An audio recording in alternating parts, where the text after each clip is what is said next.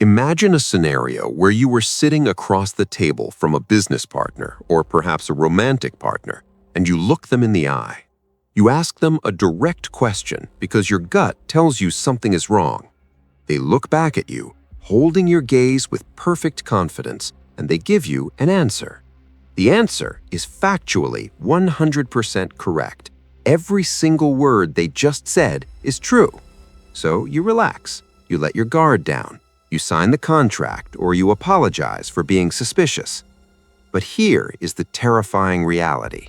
You have just been deceived. While they didn't speak a single lie, they didn't tell you the truth either. They used a weaponized form of communication that psychologists call paltering. It is the art of lying by telling the truth. It is a manipulation tactic so sophisticated that it bypasses your brain's natural lie detectors because the facts check out, even while the story is a fabrication. You might think you know how to spot a liar. You look for stuttering, sweating, or inconsistent stories.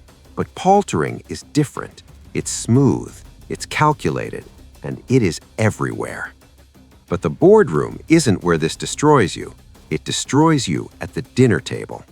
Paltering triggers a specific psychological breakdown in your brain, a confusion that hurts far more than a simple lie. I'm going to explain exactly how that mechanism works and how to shield your mind from it later in this video, because understanding this distinction could save your sanity. Why does this work? Because your brain is lazy. It relies on a shortcut called the Cooperative Principle. We naturally assume that when someone speaks to us, they are trying to be helpful. We lower our shields. If I ask you, is the car in good condition? And you say, it started up perfectly this morning, my brain automatically fills in the gaps. I assume that because you mentioned the engine starting, the rest of the car is also fine. A palterer exploits this social contract.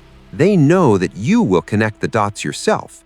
So in that car scenario, the seller says it started up perfectly this morning, which is a true statement. What they don't say is that the transmission is blown, the brakes are failing, and the frame is rusted through. They provided a truthful nugget of information that led you to a false conclusion. Technically, they didn't lie, but they certainly deceived. Harvard researchers analyzed this dark art and found something disturbing. Paltering isn't just lying. It is a third distinct category of deception that operates in a blind spot. There is the direct lie, I didn't do it. There is omission, saying nothing. But paltering is the sniper in the bushes. It uses the truth as camouflage to stab you in the back. The reason this is so prevalent and so insidious comes down to the psychology of the liar. The Harvard researchers found that people who palter think of themselves as good people. If they were to look you in the eye and tell a direct lie, they would feel guilt. Their self-image as an honest person would be shattered. But if they can find a way to use true facts to fool you, they get to maintain a clear conscience. They tell themselves, well, I didn't lie to him, he just made the wrong assumption. That's his fault, not mine. It allows the manipulator to win the negotiation while feeling morally superior. It is a way of cheating without breaking the rules of the game.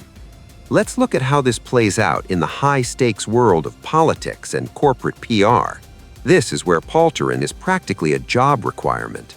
Think about a company that is under fire for pollution. A journalist asks, "Are you dumping chemicals into the local river?" The spokesperson responds, "We have a strict policy against illegal dumping, and we have invested millions in our recycling program." Analyze that sentence. It sounds great. It sounds like a no, but they didn't answer the question. They stated two facts. They have a policy, and they invested in recycling. Neither of those facts precludes the possibility that they are right now dumping chemicals into the river through a legal loophole or an accident they haven't reported yet. They used truthful deflection to answer a specific accusation.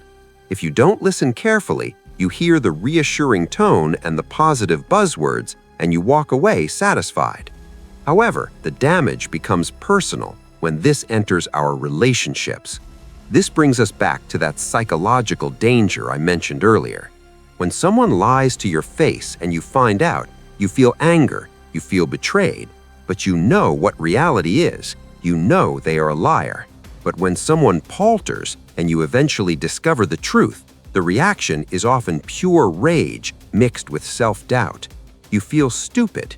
You replay the conversation in your head, realizing that technically they didn't lie, which makes you question your own judgment. Imagine you ask a partner, "Where were you last night? I was worried." And they reply, "I went to that new bar with Mike and Dave." Later, you find out they were there with an ex-partner you're uncomfortable with. When you confront them, they say, "I never lied. I said I was with Mike and Dave, and I was. They were there too." They're hiding behind the technicality of the truth. They selectively chose the facts that created the innocent picture, Mike and Dave, and withheld the fact that changed the context, the ex-partner. This is why victims of paltering often rate their deceivers much harshly than they rate people who lie directly. The study showed that while palterers think they are being sort of honest, victims view them as malicious manipulators. It feels like a mockery of your trust. It's an insult to your intelligence. So how do we dismantle this? How do you fight an enemy that uses the truth as a shield? The defense against paltering requires you to change the way you listen. You have to stop assuming the cooperative principle. You have to stop filling in the blanks for people. When you ask a question and get an answer, pause. Ask yourself, did this person answer the specific question I asked, or did they tell me a story related to the question? If you ask a yes or no question and you receive a paragraph of text in response, your alarm bells should ring. Truth is usually brief. Deception, especially paltering, requires construction. You must adopt the mindset of a prosecuting attorney. If the answer is vague, you must pin it down. If they say, "We have a policy against that," you must follow up with, "I understand the policy, but did you do it? Yes or no?" Force them out of the comfortable gray zone of partial truths and into the harsh light of binary reality. Force them to either tell the full truth or commit to a bald-faced lie. Most people, when cornered, will not have the stomach to lie directly. They rely on the wiggle room. Remove the wiggle room, and you remove their power. This is about reclaiming your perception of reality. We live in a world where we are constantly bombarded with half-truths, spun statistics, and carefully curated narratives designed to make us buy things, vote for people, or stay in toxic situations. Awareness is your weapon. Once you understand that a true statement can be used to paint a false picture, you stop being a passive listener and become an active investigator of your own life.